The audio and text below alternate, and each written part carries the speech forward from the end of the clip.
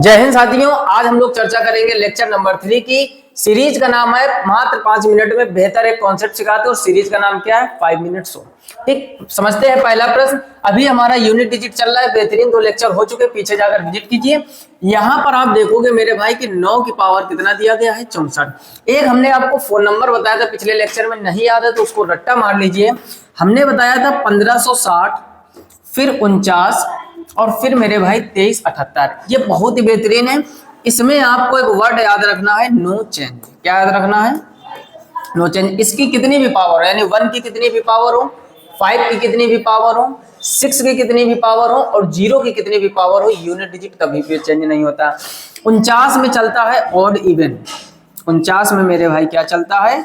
Odd even. और 2378 में 4 का डिवाइड करते हैं, अर्थात हिंदी में लिख दे 4 का भाग देते हैं। अब यहाँ पर हम कहने का मतलब क्या है? हमने जैसे कह दिया 111 की पावर 115। आपसे कहा इकाई का अंक बताओ, आप आंख बंद करके 1 बता दो, क्योंकि हमने देखा मेरे भाई लास्ट में क्या है? 1। और 1 की कितनी भी पावर हो, यहाँ पर लिखा है नो चेंज, इसका मतलब चेंज नहीं होगा। जैसे अगला हमने लिखा 15 की पावर लिख दिया 20। अब 15 की पावर 20 हो, हमने देखा लास्ट में क्या है? 5। 5 की कितनी भी पावर हो, यूनिट डिजिट चेंज नहीं होता है, 5 ही रहता है।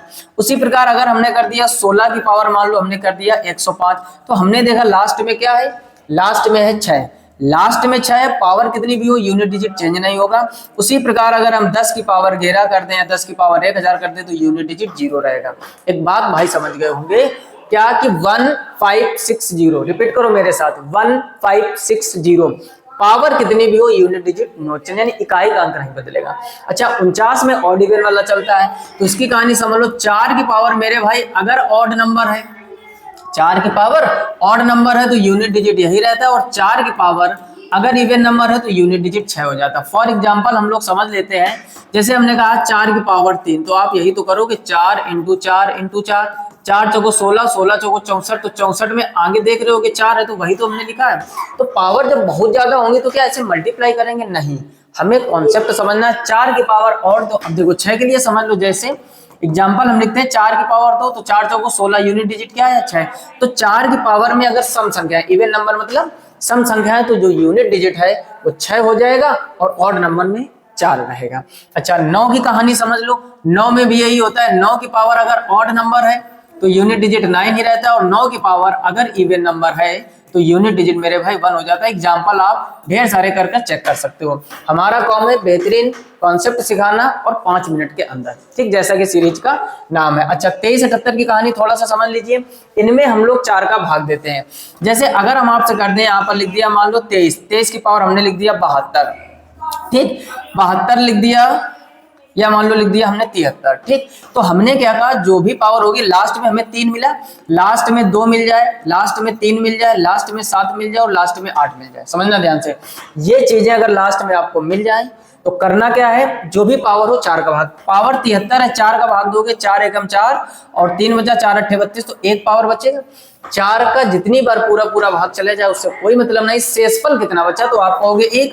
अब 23 की पावर मेरे भाई 1, तो वो तो 23 ही होता है, तो यूनिट डिजिट 3 हो जाएगा, यानी इसका आंसर हो जाएगा जो यूनिट डिजिट है वो 3। ऐसे ही नियम 7 वाले में, ऐसे ही नियम 8 वाले में, जितने भी दुनिया में क्वेश्चन है लास्ट में अगर 2 3 7 8 मिल जाए तो फोन नंबर क्या हुआ?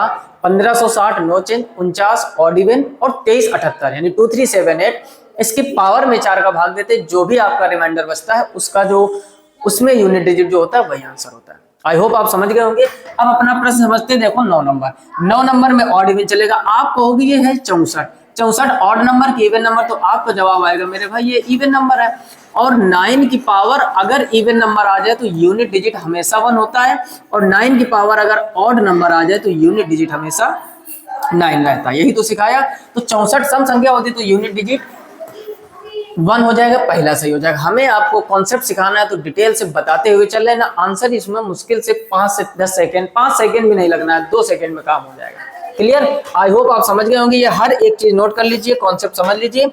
और अगला प्रश्न मेरे भाई ये दिया गया है, इसको भी समझ लेते हैं, ठीक। अब देखो यहाँ पर लिखा हुआ है 43 की पावर 43 और 28 की पावर 28, तो समझते हैं। हमें देखा लास्ट में 3 है, तो पावर में 4 का भाग दोगे, 4 का भाग दोगे, पावर बचेगा 3, यानी 3 की पावर 3 माइनस यहाँ पर 8 है, 8 में भी भाग देते, 4 का भाग दोगे 4 7 28, जब पूरा पूरा करते हैं तो पावर 4 ही रखते हैं।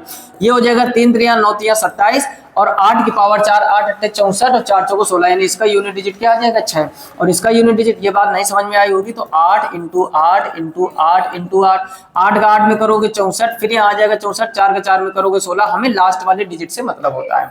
7 में 6 कम करोगे तो यहाँ मेरे भाई 1 आ जाएगा, तो इसका भी आंसर पहला सही हो जाएगा। क्लियर। सीरीज बेहतर लग रही हो तो वीडियो को लाइक करके चैनल को सब्सक्राइब कर लीजिए और अपने मित्रों में जरूर शेयर कीजिए।